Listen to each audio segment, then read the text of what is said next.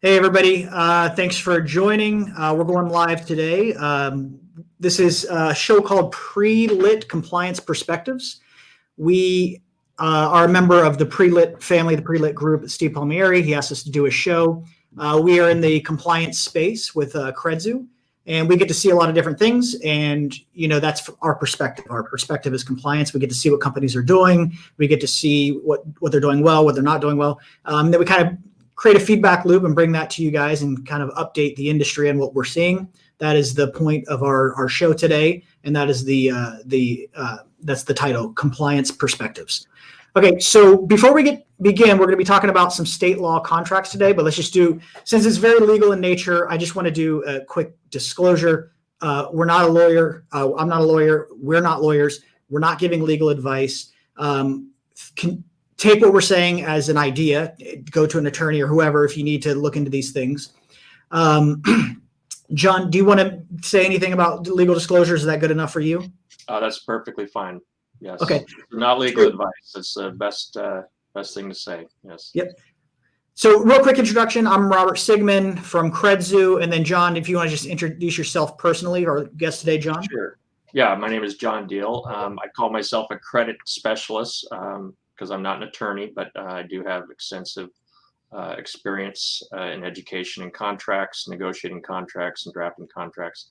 I have an organization called the Diel Group, LLC, that I help businesses and individuals review and draft contracts for several different things. For the purposes of this, we're talking about client agreements and client information statements for credit repair organizations. Perfect. Okay, yeah, and then that's it, right? So that's the goal. So there's a lot of depth to any kind of regulatory scheme, and it's especially true when you have 50 different states with 50 different regulatory schemes. It gets extremely complicated. So we're not going to dive into the depths of all the details. Clearly, they would take a long time. But what we're trying to really do is bring awareness to the fact that there is state laws that regulate credit repair practices, in addition to the federal laws like CROA and all that kind of stuff. So we're going to be talking about the state laws. We just want to bring general awareness to the fact that there are laws that regulate this industry in each state, well, except maybe like Alabama, but whatever. There's a lot of laws out there, and we kind of want to bring awareness to that fact. Now, even though we're focused heavily on state-specific laws today, you should definitely know that just because you're complying with a state law doesn't mean you don't have to comply with the federal law. And there's a thing called supremacy. The federal laws are the most important, and then the states can't say something inconsistent with that law, but they can add further regulations. So, for example, the CROA says you cannot take upfront fees. There's no state law that says you can take upfront fees because the federal law would trump the state law. But the state laws can go further than the federal law. They can add stuff to it. And that is what we have in our country. We have federal regulation.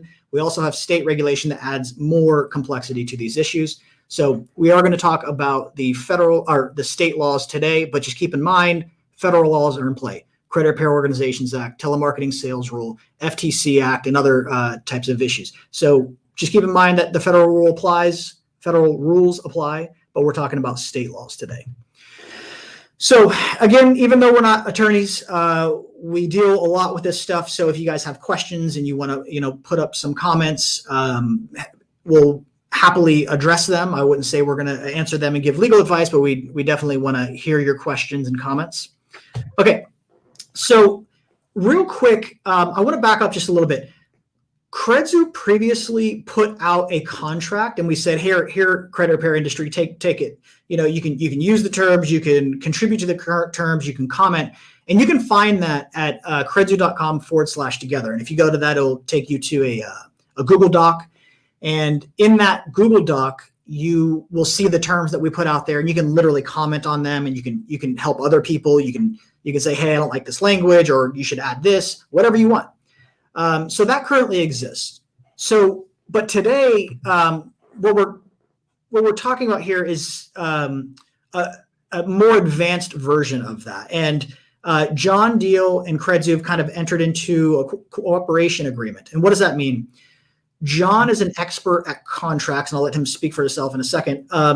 And we have an intent, Credzu has an intention of simplifying state compliance with credit repair requirements. So we would love to have someone come in and say, hey, don't do that, don't do this, let's go through this. Did you know this law, blah, blah, blah. So that's what's really going on. So Credzu on our side, we're going to build out the system and we're going to try to simplify the compliance.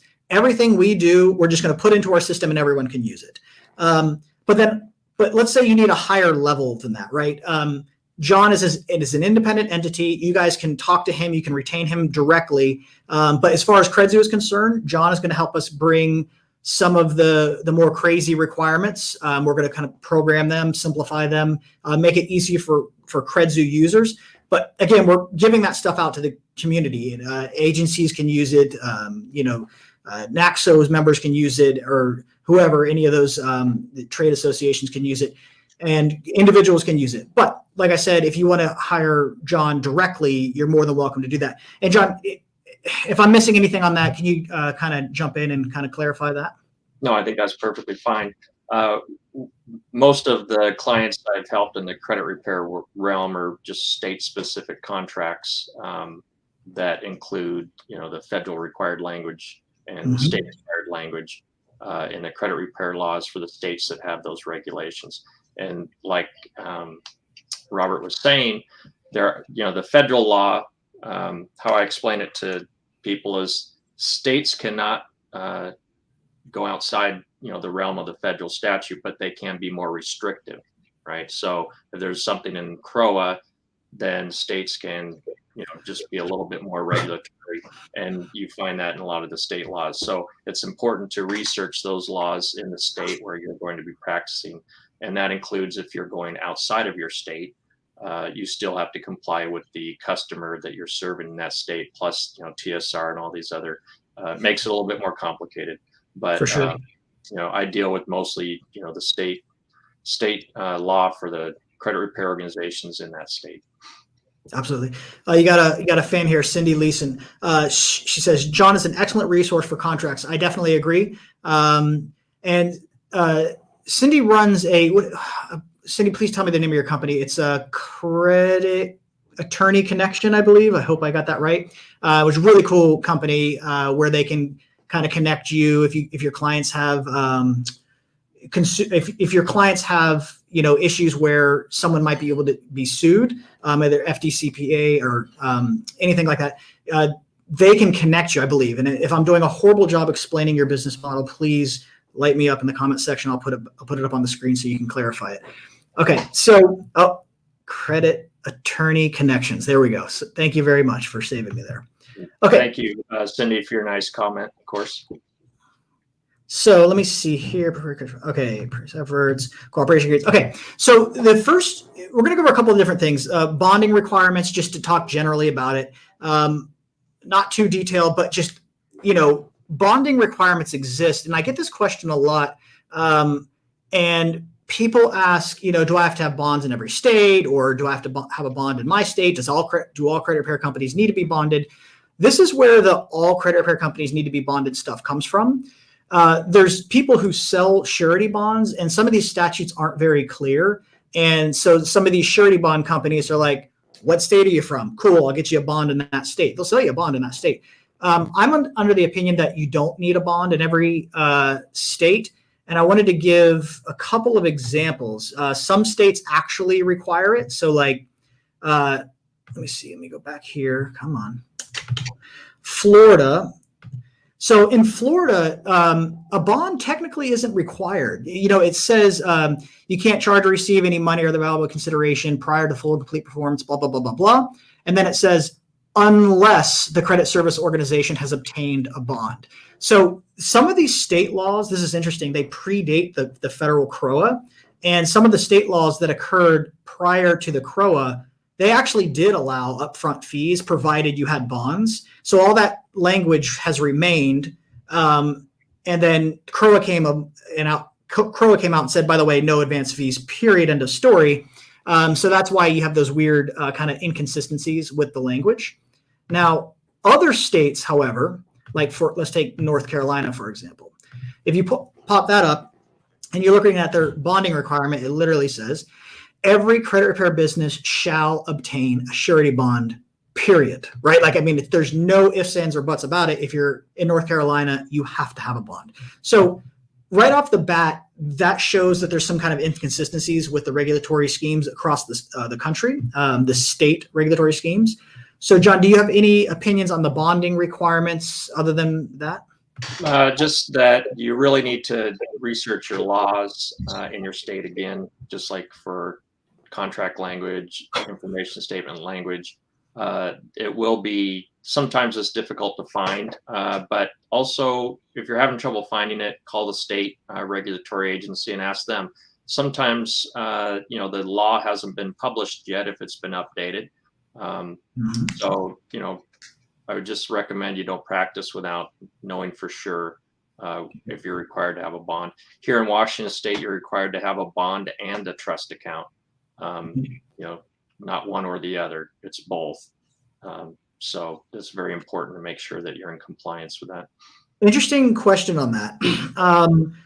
And sorry to throw you for a loop here, but I wonder if an escrow account can satisfy the trust account, or do they delineate specifically what account could be used when, where, and how, and all that kind of stuff? The way that I interpret it is that, you can have an escrow account, but you have to have the funds go from there to your trust account. Right. Makes sense. You have to have a trust account. It specifically says trust account. It doesn't use the generic term, which is escaping me right at this moment. You can probably help me with that. Dedicated account, yes, escrow. Yeah, it does not say that. So my interpretation is trust account. So okay. I'm going to look into that. We should give them a call too, because sometimes, and by the way, John made the recommendation to call your agencies and ask them questions. You really should, because sometimes agencies can do their own interpretations of law, and you really need to know how the agency that enforces the law interprets the law. Hey, one second. Go ahead. Sorry for interrupting. I have an example of that where I called Mississippi because there was contradicting language in their statute, and I asked them if they would tell me what the intent of the language was. I didn't ask them for an interpretation. I asked them what the intent was, because they're not attorneys and they're going to tell you. I can't tell you that. So I said, so they went back and they for about 2 minutes came back and then said, well, it says this is what it means. And I said, but that's not what it says. If you go to this section, it says this, so it's contradictory. So this is what it says to me. And she goes, well, then I need to get a legal opinion on that. And then they never called me back. I didn't expect them to, but interesting. Basically, it was a fees issue, right? Because some of the state laws will have requirements for how much you can and can't charge your clients, right? Right. And so it was limiting the amount of money in the that you could charge, but the problem was is it did not apply to credit repair in the statute. It only applied to their credit settlement or their debt settlement organizations. Interesting. And I pointed it out how it contradicted and did not include credit repair, and that's what she was like, well, this is how it's been on for so and so a long time. And I said, well, I think you're giving people the wrong information. It needs to be clarified, because people need to know these answers, and when it's not clear, you've got to have an opinion somewhere that someone can access. And here in Washington State, just like any attorney general's office has opinions, but they don't always have opinions for what you need. So it's important to contact them and let them know, please publish this opinion so we, get a little bit better guidance so we're not breaking the law. A really good point. And as you've probably seen, someone snuck in here, Mr. CreditCon himself, Matt Listro. Welcome, Matt. Matt is just a very strong industry advocate, does a lot behind the scenes. Can't thank him enough for what he does. He's had a lot of experience in state-specific things. So I invited him in today to talk about some of this stuff as well. So Matt, did you want to say anything, Matt? No? Okay. All good. Okay, we're gonna continue along, and then I got something at the end. I got a question for you there, Matt. Okay, so moving forward, I mean, I guess the point is things are different across the state. So we're going to point out we're going to give some examples of some of the drastic differences among the states in terms of the regulatory schemes. So right off the bat, I just want to start out with California, and I'll just show you real quick California actually requires that the Department of Justice within the state, not the federal DOJ, but the state DOJ. And sorry that this is so small to read, but I'll just tell you basically what it says. One of the aggressive and serious regulations in California is that they require DOJ approval of their contracts. So that's pretty serious. And to be honest with you, I kind of like that. They look at your advertising, they look at your contracts. I'm not into big crazy regulation, but at the end of the day, in this industry, that's pretty cool because there's some out there advertisements and there's some out there offers and products. So I'm for that. I think that's a great law and a great thing to do. John, do you have any opinions on California? Anything else? It's not even just the DOJ stuff. Sure. So I agree with you on that as well. So some states, they don't require DOJ approval, but you have to apply through the NMLS, and they have a substantial checklist. It's not complicated. It's really not difficult, but I do help my clients with that. I don't charge for that. It's something I do to help them so that they can get through it. But when you find something like the California requirements, even if you're not in the state of California, it's a little bit more restrictive on some of the things that you should be doing, and maybe you can use it as a guide to stay in compliance in your state as far as trying not to go outside the scope of their requirements to help you stay off the radar, so you're not violating any laws. Matt, I saw you wanted to chime in there. Yeah. So in California in particular, I have found that one thing that people should know is California wants your contract to have a specific disclosure where the consumer will initial each item that you're going to work on. And California is the only state, there may be another, but it's the only state that I've seen that requires that specific type of disclosure in the contract. So you want to have the consumer initial every negative account that you're going to be working on. So what you would do is just simply take the credit report, list all the negatives, and have the consumer put initials next to each one with the verbiage that they acknowledge that they're going to be challenging these items are what's going to be worked on. And that's particular to California. So that gives people a stumbling block because they'll submit their contract that they might have used in a different state and it's been fine elsewhere. But then all of a sudden California comes back and says, we don't like this. And if you just get it right the first time, try and put that disclosure in there. For sure. Yeah. And I think that's a super good point. And it kind of outlines not only the complexity of the individual credit repair company, the complexity of the people giving advice, like not advice, but assistance with contracts like John, attorneys, us. We're going to try to automate some of this stuff. It's incredibly complex. And I think the ultimate point is just you need to be aware. You need to go to your states. You need to figure out what is required. So let's move on to a couple other examples. Texas requirement, and John and I might disagree on this a little bit, but under Texas, sorry, again, it's too small to read, but I'll just tell you what it says. They actually cut off how long credit repair services can last. They have an 180-day requirement. So if you do 181 days, you're technically violating that rule. So John, I'm going to give you my opinion, but we'll hear yours too. I'm of the opinion that it's 180 days, period, end of story. And I think if you look back to some of the legislative intent of these types of laws, their ultimate point is if you can't do the credit repair in 180 days, you can't do the credit repair. So like we want to cut off the potential that someone's going to get charged for the rest of their life.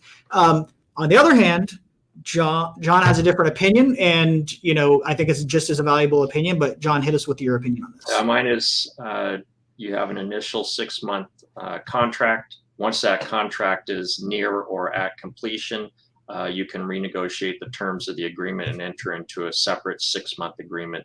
That's instead of having a clause in your agreement that says you can automatically renew it or automatically extend it, it's a totally separate agreement that the person has to sign. It can not be longer than 6 months. Maybe it's another thing that we need a state to review and publish an opinion on. But just like with a lot of laws, it's people interpret them different ways. And unless you have a case that goes to court and a judge makes a decision, That's right. You know, and so, you know, if you want to get into the weeds and research the case law, sometimes you can spend a lot of time doing that. Yep. And you may not find the answer. So it's true. Yeah. I mean, this is a perfect example. Like, I can see my opinion being correct and your opinion being correct at the same time, because, like, cool, they had a public policy of not wanting credit repair to last forever. But what if someone legitimately enters into an agreement, stops, and then screws up their credit, and then legitimately enters into an agreement again? I don't see why that would run afoul of the law. I could see them bringing up an issue if they're like 6 months, 6 months, 6 months, and they just kept going. You know, maybe like the state might say, "Hey, come on, it's ridiculous." You know, but I think if you're being legitimate, I don't think, you know, they're going to come after you for that alone. Sure. Yeah. Well, I think the other thing to consider is, you know, the term is 6 months. You can't charge people past the 6-month term, you know. So again, what's the legislative intent? Is it because you don't want people to continue to keep charging you past that? Like one we were looking at earlier, it says you can't have more, and well, I think you're going to discuss it, but you can't have longer than a 60-day contract, but you can have your credit repair go as long as 12 months. It's like, Interesting. it's kind of a weird thing. It is. So, you know, some of these really need to be cleaned up, but you got to have the wherewithal to do the work that Matt's doing, you know. For sure. Contact those states and lobby them, and it's exhausting work. I think she's. It is. Oh, go ahead. Yeah, I was going to say, Shayla's commenting there that that's what she does. She provides another agreement, and I do that as well. There are some other states that do 180 days or less, so it's not uncommon. And, you know, most of the time, the 6 months is good and things are done, but occasionally it's not. And when it's not, and we still have an unresolved issue or an issue that we're in the middle of, I have done an extension agreement. I've done either a new 6 month contract or an extension agreement for an additional 4 months, nothing longer than 6 months, because I believe that the intent of the legislator was not to lock the consumer into a long-term contract. But it didn't, in my opinion, I don't think they were trying to prevent you from doing another 6 month contract. So this, should the situation still warrant it, but giving not locking the consumer into that. And so I have done additional 6 month contracts or 4 month contracts on top of that too. That's my take on it. I hope I'm right. Well, we're going to try to find out. And I think John and I are really going to start hitting up the states and really looking into these things. So hopefully we can get some. I would encourage the two of you. We should really make a list, because, like, I know there are, you know, South Carolina with the fee prohibition, you can only charge so much in fees. And I'm not mistaken, I think Oregon, I might be wrong in that. I think Oregon might have a fee provision too. Let's start making a list of some of those states that we want to attack from a legislative perspective to change some of those or loosen some of those up to be more consumer friendly. Because, you know, I'm not familiar with them all. Let's start to figure out which ones and then prioritize which ones would be the most beneficial to try and attack from a legislative effort sooner rather than later. 100%. Yeah. And I think it's important when you're looking at that is to, if you're not 100% sure, interpret it in the most, you know, beneficial way to the consumer, always. Absolutely. And I say that with any contract. I don't think any contract you're not going to try and trick people. You don't want to make it to your advantage, because when you're drafting a contract or you're negotiating a contract with the other side and they don't have the education we may have or the experience we may have, and they don't understand everything, and you're like, yeah, they're not going to understand this, I'm just going to put this in the contract. And you know, it's just not an ethical way to do it. And I think that when you're doing these contracts, that's, you know, try to be as ethical and professional and to the benefit of the consumer. And, you know, for sure. Yeah. Absolutely correct. Okay. Ohio, they have a 60-day limitation. John, you brought this up just recently, but explain what 60 days, but what is it? You have a 60-day agreement, but you can do the credit repair can last up to a year. Okay. So what does that even mean? Like, what does that even mean? How does that practically apply? Well, is that an automatic renewal? Is that what it is there? You automatically renew it for a year? And that might be. Again, I personally would not put an automatic renewal in a contract like that. I would allow the consumer to negotiate the terms of a successor agreement in case they want to change something and, you know, it's not working for them. But I think that you're better off doing a 60-day and just don't extend past that year. Okay. That's my opinion on it. What do you mean don't extend past the year? Because you do a 60-day agreement, you're supposed to be done in 60 days, right?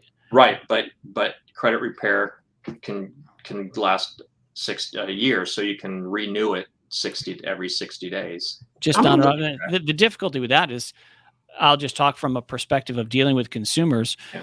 Man, sometimes we bother them for a month to get the contract back. I know. So, Doesn't make sense. how do you do that? I spend more time trying to get them to sign the darn contract than actually doing the work. I can't imagine trying to renew that every 60 days. We'd work on it for 60 days, and they'd spend 3 weeks trying to get them to renew. Then we'd work on it for 60 days, and they'd spend 2 weeks trying to get them to renew. Boy, that would be problematic. I would want to try and do an automatic renewal contract there, but I don't know how well that would work or not. I don't know. Maybe we'll you may be able to do that, and it's an alternative. But I think that beside all of those concerns, what about getting the credit bureaus and the creditors to respond in that period of time? That's an interesting point. So I mean, it's ridiculous. It's one of those things that one of those states that need to have a review and a little bit of more reasonable terms. Matt, no law in Alabama? No, none.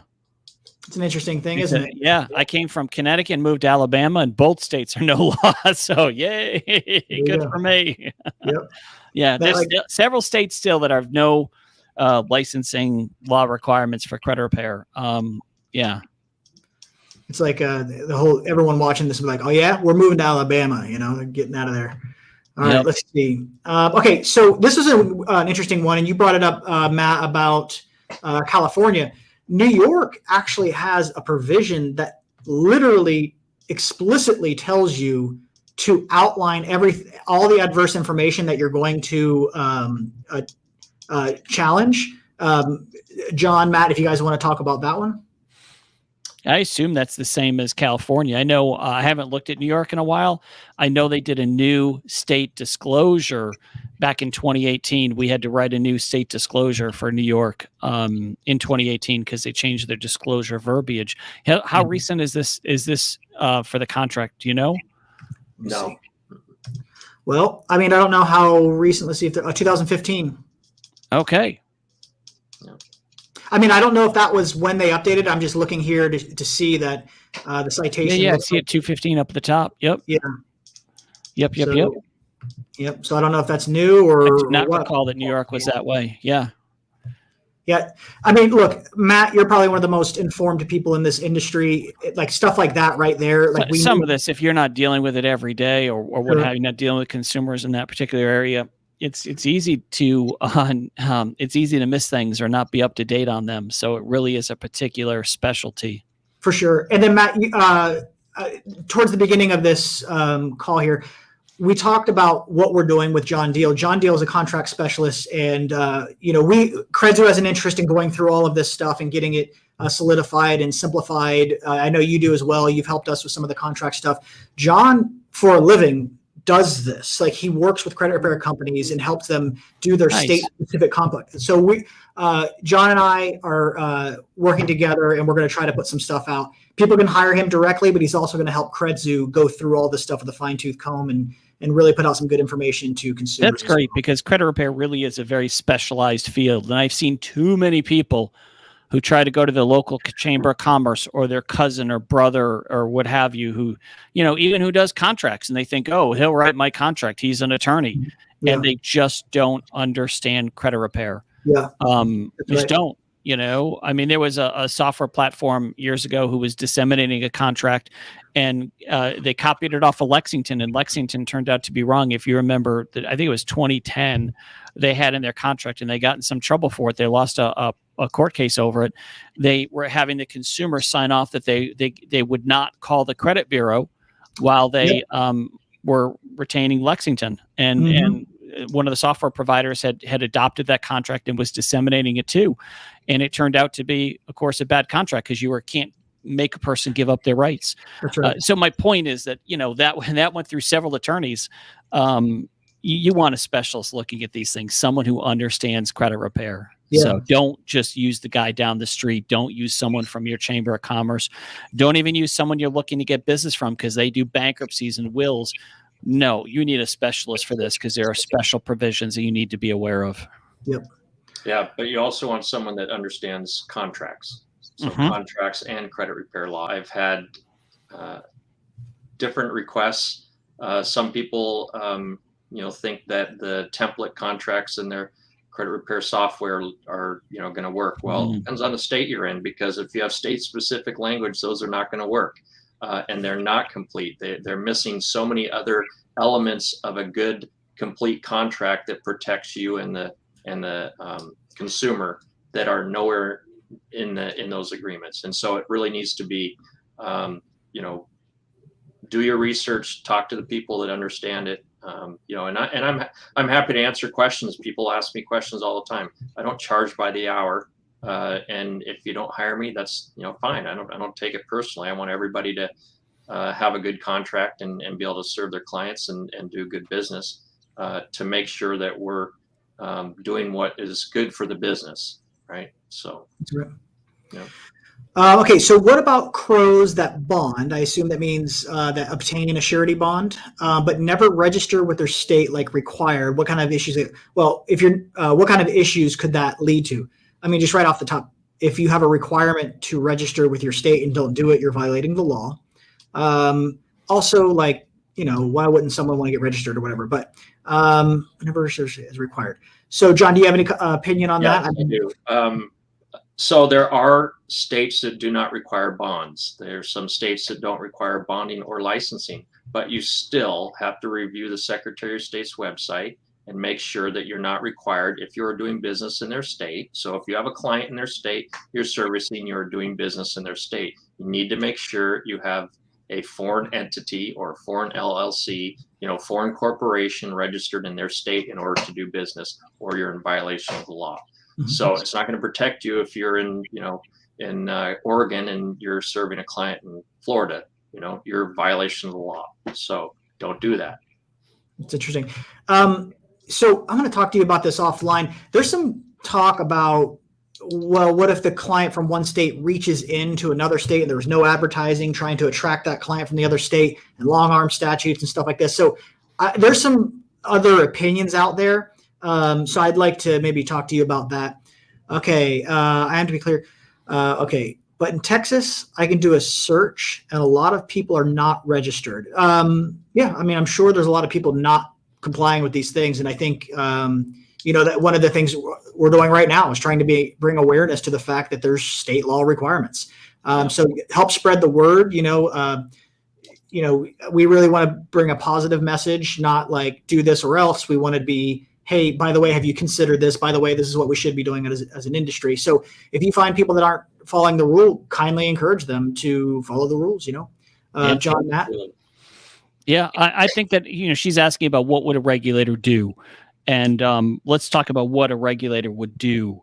And that reminds me of a story. I like to tell stories. So I'm going to tell you a story. I've been doing this since 19. I did my first credit repair for free in 95, started charging for credit repair in 96. So I've been doing this for a while. And again, I told you my state originally was Connecticut, and Connecticut has no licensing and no bonding. So yay, rah, right? But I did get a visit from the state of Connecticut. What prompted them to come visit me was I was suing too many people, and they wanted to find out what the heck I was doing because I was suing a lot of people. Anyway, so they came in my office, and we had an issue because the state of Connecticut, even though they have no licensing or bonding, has its own disclosure, right, about credit repair. It's written in the law. You have to give the consumer disclosure. Now, that disclosure exactly mirrored the federal CROA disclosure, right? I was giving the federal CROA disclosure. So in my opinion, I was giving the state disclosure. They're exactly the same. Well, the state didn't see it that way. The state wanted a separate disclosure. And so now, we had two disclosures in there. One was labeled federal disclosure and one was labeled state disclosure now. And they say the exact same thing. And so the state didn't buy my argument that I was already making the disclosure because it was the same as the federal disclosure. And they politely told me that they had the right to ask me to refund every dollar I'd ever taken because I didn't give the consumer a proper disclosure. And so to the young lady's point about, I think it was her name was Shyla, I think it was. What would the state regulator do?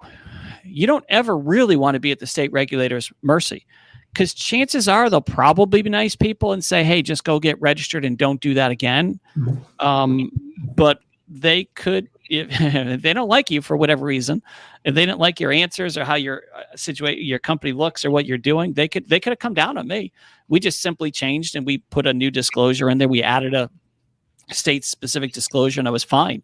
But boy, that's a scary thing to have a regulator tell you that they could ask you to refund every dollar you've ever taken. For sure. So could they do the same thing in that situation because you weren't registered? I'm sure they could. Will they?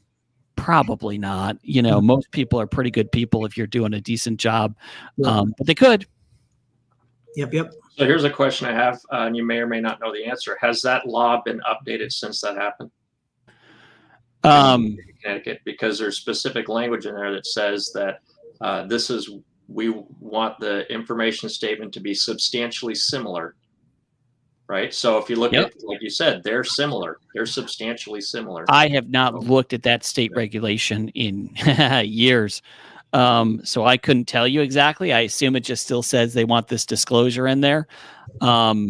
But they wanted it verbatim. I mean, you know, it had the same type of stuff as a federal disclosure minimum. Sure. My memory is it had minimum type fonts for certain sections of words, etc.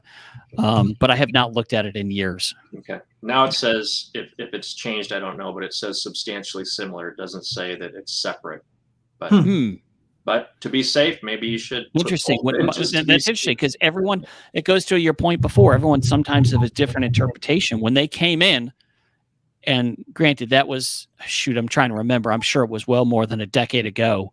It was a long time ago. But their interpretation was they wanted a completely separate disclosure. Yeah. That's how that particular enforcer of the agency had interpreted it. And you're going to be subject to what that particular person. Now, in the state of Connecticut, listen, Connecticut is a small state. And I was one of the only ones doing credit repair. So I was probably the first time they ever looked at that to figure out how to interpret that statute anyway. Yeah. But that was their take on it. So. And there also is, so it can't be truly at their whim. You know, if an agency makes a decision on something, they can create what's called a final agency action. They can be bound by that. So, I mean, there could be a benefit to us like poking around, calling these agencies and asking them for their opinion to interpret these things.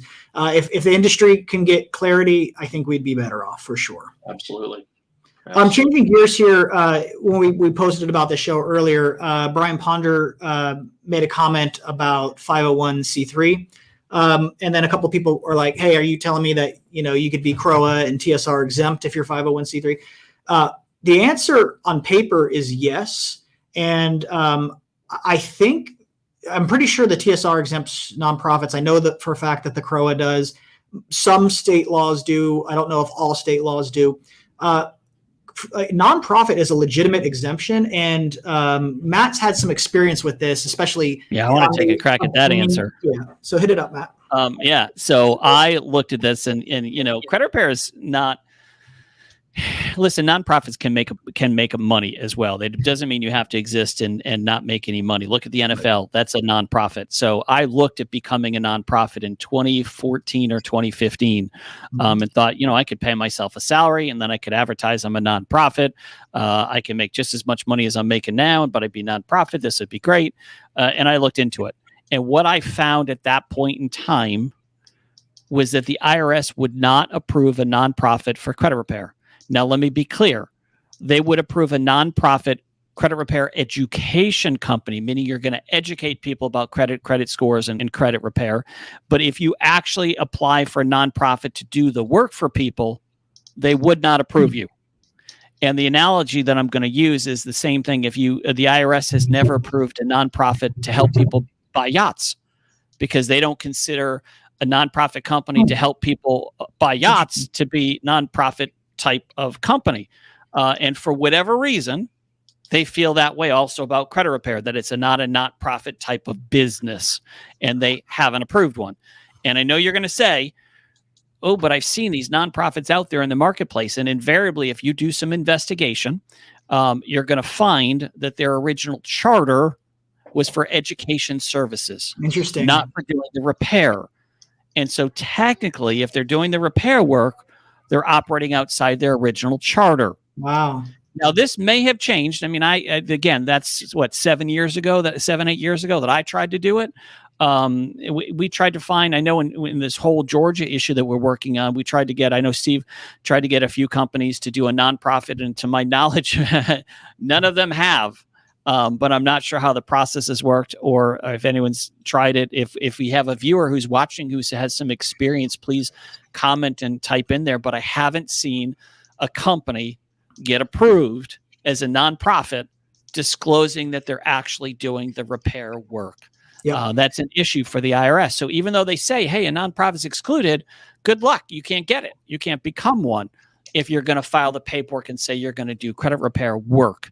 You could do education and provide the consumer pamphlets and education, but to do the actual work on their behalf, the IRS does not want to approve that type of company.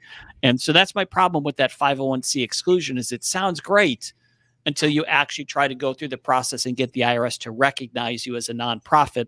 Yep. I think you're going to find that to be a little bit hard. Makes sense. Brian was pretty confident he had a contact for an attorney that does this, like they specialize in this. So I'm definitely going to explore it. And if I find something that's inconsistent with that, I'm certainly going to fill you in on it. But I've heard what you just said. Too. Things change. I mean, that's 7-ish, 8 years ago. I don't know. It was a long time ago. Yeah. And things do change. So I hope that the IRS has changed their tune on that and will now approve a 501c nonprofit. And if someone can point out to me a company that's been able to do it and actually in their charter say that we're going to do repair work for consumers, I would applaud that. I would love that. I just haven't seen it yet. And my own experience said I couldn't.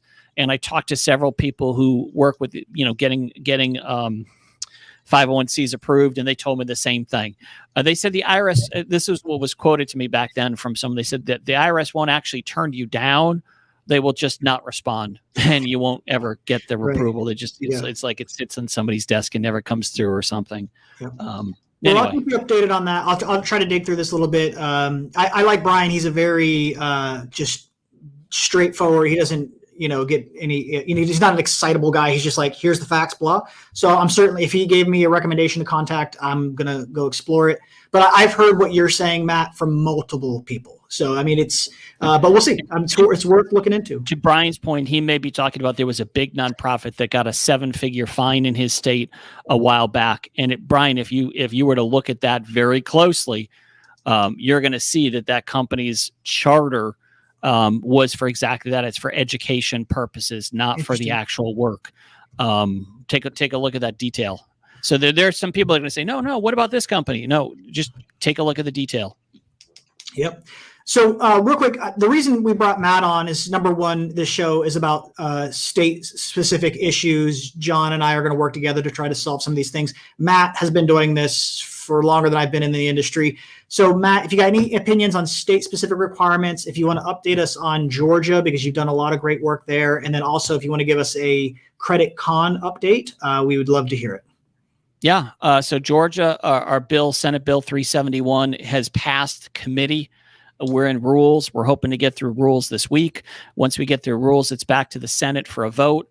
There's 54 or 56. I don't have it in front of me. 54 or 56 senators in Georgia. We believe that we have the votes to get it through the Senate. And then it's on to the House. That has to happen by March 15th, no later than March 15th, or the bill is dead. And then once it's in the House, we have to the end of March to get it passed through the House. And that could be a little bit iffier. There's a lot more Georgia. It's a big House of Representatives in Georgia. It's one of the largest in the country. There's I don't remember, 150 congressmen in the state House. It's big. So, how do you count on all those votes? It could, that's a tough one. But there's been a lot of opposition to that. I put up a recording recently of a consumer group in Georgia who's going to fight us tooth and nail because they don't believe in credit repair and what we do. The consumer should get these services for free. They can simply go online and click a button. These are the things that they're saying. They don't value our industry is the bottom line. I really truly believe they don't understand our industry. But that's a whole nother issue. So there are some forces that will certainly trying hard to stop us in Georgia passing that. But it's progressing along at the moment. I'll keep you updated. We'll see. This is the month, so a lot's going to happen in March.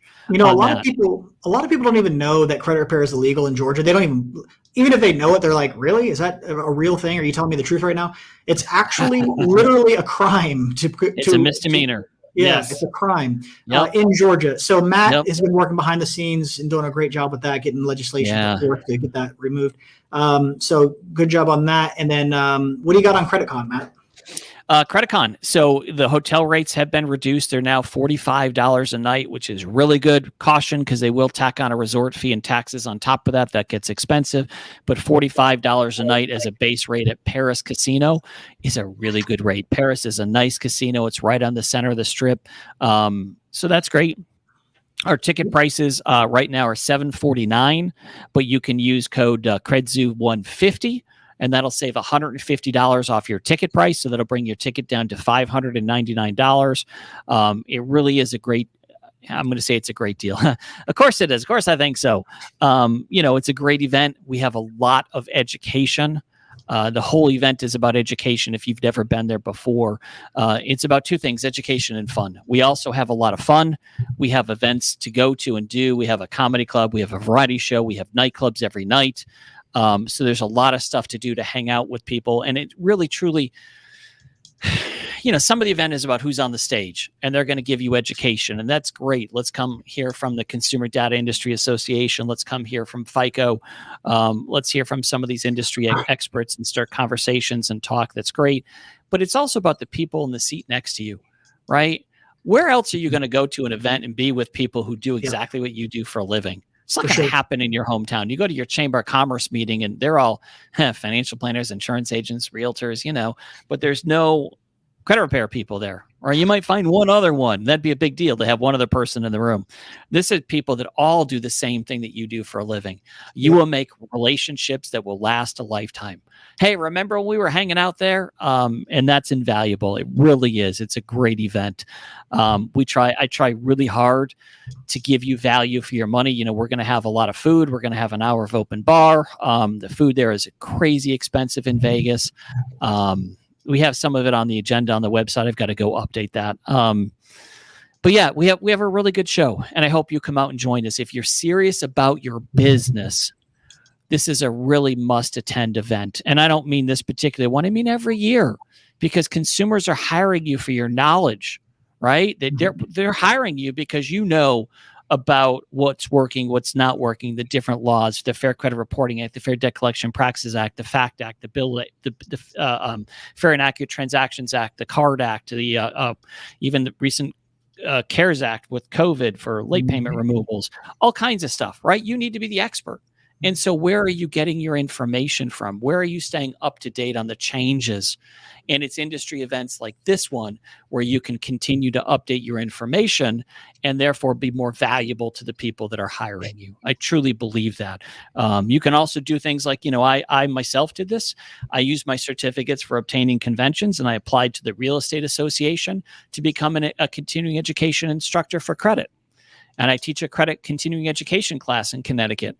And, don't you know, when you do that, by the end of that class, all those realtors want to do business with you. That's right. So it really is a good way to promote your brand as well in your space. Go to a couple shows, get your certificates, then apply for continuing education status and teach an education class on credit. Anyway, I'm going off. It's a great show. There's a lot of thoughts. There's a lot of good information. Every year we come up with new and relevant stuff. This year we have new and relevant stuff, just like we did last year and the year before. Every year there's something new. Yep. So even if you've been around for 10, 15 years, there's new stuff every year. Yep. It's great. Thank you, Matt.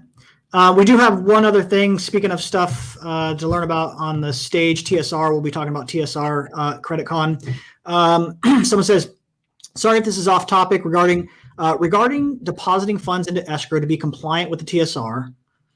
Well, depositing escrow funds doesn't make you compliant with the TSR, but I'll just proceed. Is a consumer depositing into escrow considered a thing of value? That's a great question. The customer is giving something up, and they would not do that if it was not for the purpose of receiving credit repair service. That's absolutely true.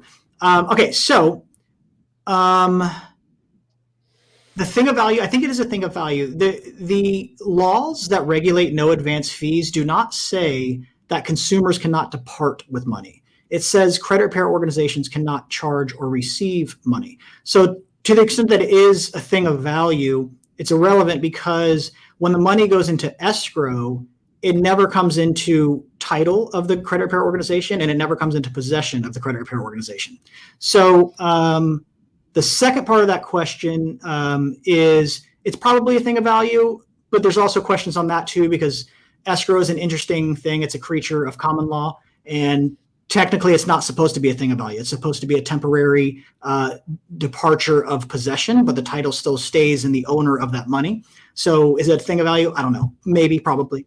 But I think they're trying to go on that because I've heard that argument before. You can't, if you take anything of value, then now you have received payment in advance of services. And there have even been some arguments advanced before that if you take a consumer's credit card, even if you're not charging it, that you now have something of value. And to some degree, that may be true. Just like if the consumer puts money in that escrow account, and even though it's not yours, maybe to some degree there is some intrinsic value to you because hopefully it's sitting there for you. But I think that might be taking the extent of the law too far. That's my personal interpretation. I get that argument. I think it's wrong. I get the argument. The credit repair company isn't the one that's holding the escrow. And if the credit repair company was performing the escrow service, it would be a joke. That wouldn't be a real escrow. No, it wouldn't. So if the credit repair company is holding money in escrow, that's just not escrow to begin with. And then whoever wrote this, sorry, I don't know who wrote this. Whoever wrote this would be correct. The credit repair company could not do that themselves. If there's a third party unassociated with the credit repair company that's taking funds into escrow, they are not charging, they are not receiving, they are not coming into possession, they are not coming into title. So it would be a very, very questionable argument for a regulator to take against you. And I think that would prevail. I like making that analogy of if you have the consumer's credit card number, even though you haven't charged them yet, you have something of value because you have their credit card number. And now you intrinsically have gained something in value.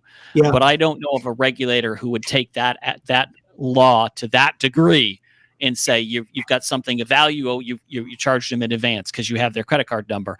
But it's the same idea. There's money sitting there in escrow, so I suppose someone could make an argument that you have something of value, even though you can't touch it. You don't have the right to it. It's the consumer's money. They can take it out at any time from an escrow account. Mm-hmm.